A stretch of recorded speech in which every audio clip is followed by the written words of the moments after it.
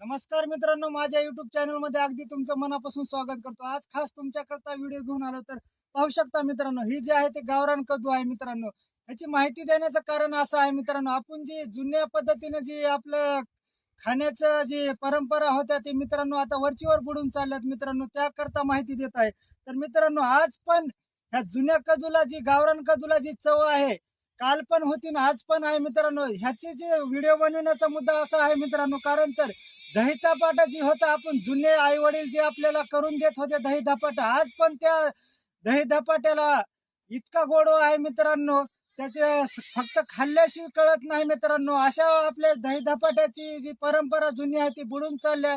तुमच्या लक्षात राहावं, तुम्हाला याद यावी म्हणून हे मी व्हिडिओ बनवलेला आहे मित्रांनो। कारण तर ज्या कोण्या मित्रांना जर ही व्हिडिओ बघितला त्यांनी अवश्य दही धपाटा खावा मित्रांनो। कारण तर ही जी आहे ती गावरान कद्दू आहे मित्रांनो।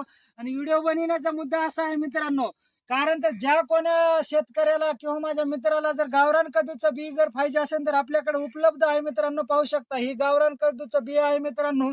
आणि ही जी आहे ती गावरान कद्दू वाळलेला आहे मित्रांनो, ह्याच्यामध्ये बी आहे। ज्या कोणाला जर पाहिजे असेल तर त्यांना मला संपर्क साधावा, त्याला आपल्यापासलं बी मिळून जाईल। जय हिंद, जय महाराष्ट्र।